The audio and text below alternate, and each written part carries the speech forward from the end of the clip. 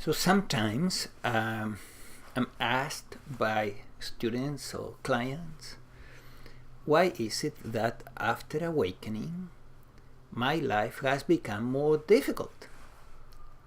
I'm getting more problems. I thought that with awakening my life was going to be easier. So there is a very good reason for this. I'm going to explain it now. Before awakening, you were into the metaphysical aspect of the path, which means using the law of attraction to create your own reality. And during that time, it kind of works. It's not perfect, but it does work to some degree. You need to act too, right? So then, at some point, you begin to yearn for something more, and you yearn for awakening. So you ask for awakening, and there it is, it comes to you. The universe tends to respond to that intention, that prayer. I want to wake up. But then after awakening, you try to continue with your metaphysical manipulations to create your own reality and to get what you want and need in life, and it doesn't work that well. Sometimes it works, but it's kind of rare. So you begin to ask, what is going on? And the problems that you thought were going to go still are there, and some additional problems. So what's going on? During the phase after awakening, what works is not metaphysics. You can save a little bit of the metaphysics. Yeah, you can allow yourself to have a metaphysical moment, so to speak, or a bhakti moment where you are separated from the divine. You imagine to be this little child again, separated from the divine. Because during awakening you saw very clearly that the conceptual I is a story, that you are the divine, you are the divine consciousness, right? But you may have a little moments of metaphysics. And that's okay. But what really works after awakening is surrender.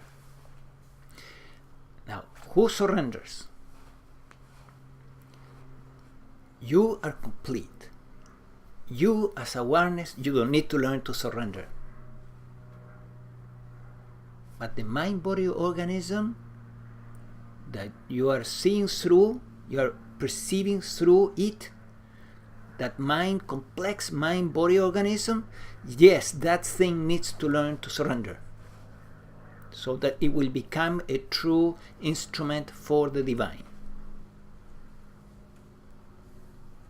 A useful instrument for the divine consciousness. So, and that surrendering is a skill. So let's say that you want to learn to play the piano. Then the mind-body organism will have to play the piano and play the piano and play the piano and sit down in front of the piano and play the piano. Sit down in front of the piano and play the piano. Otherwise, it will never learn to play the piano. That's a reality. So, surrender is a skill. And the mind-body organism needs to sit down in front of the piano, so to speak. What is the piano here? Life situations that demand surrendering to stay at peace. That's the piano. Let me repeat it. My life situations that demand surrendering to stay at peace. So the challenge comes,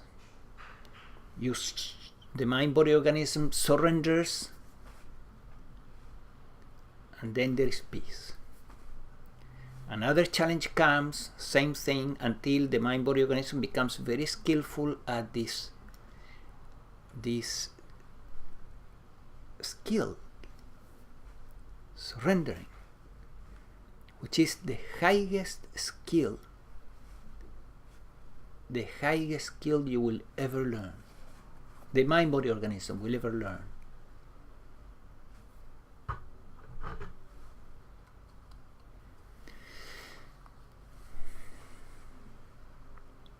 That's why these tests after awakening. Now, you may go through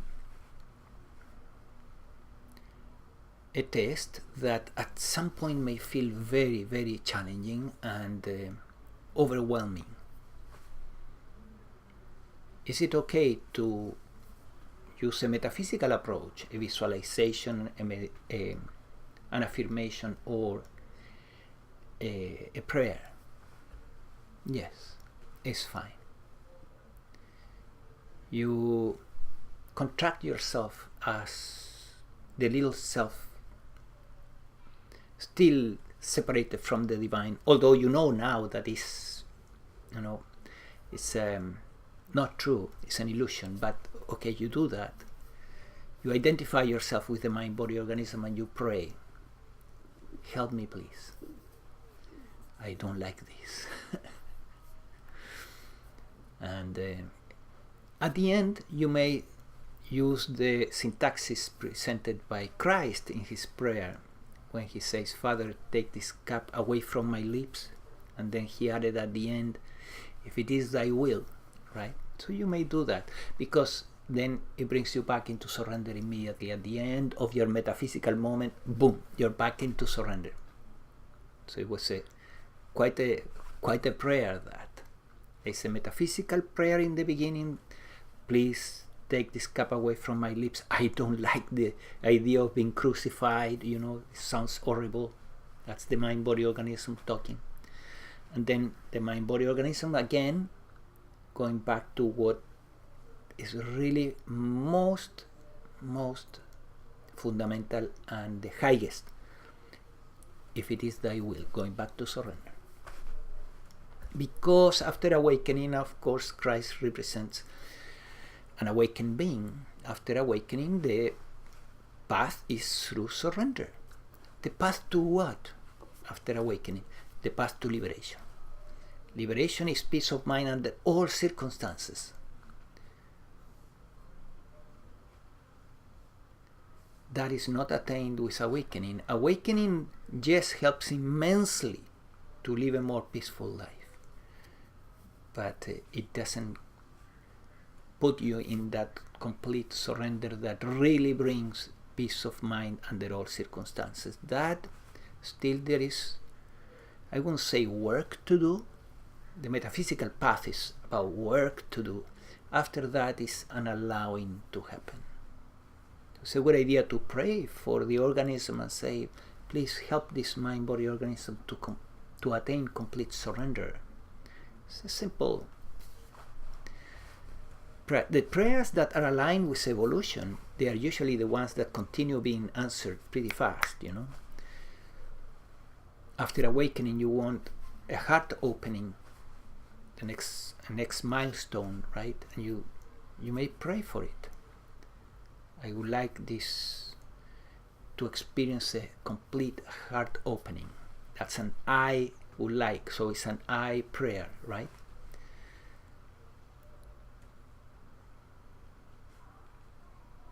It's a metaphysical prayer. But in the end, you go back to surrender. If it is thy will, maybe will not happen in this lifetime. Maybe it will. Likely it will. If there is the desire, if there is the willingness, it will likely happen, because the prayers, as I said, that have to do, or the intentions that have to do with supporting the work of the universe towards evolution are usually answered, because the universe is playing with the illusion of free will. So you're using free will there in order to attract that experience, like in this case, heart opening. which is nothing else than unconditional love for everything. Okay, I hope this helps, and it helps you to understand why after awakening things may not become that easy, but in a way, internally I have to say life becomes much easier. Yes. Externally maybe more challenging, but now you're very well prepared for those challenges because your false identity as the little self has been seen through, and that is what's draining all your powers.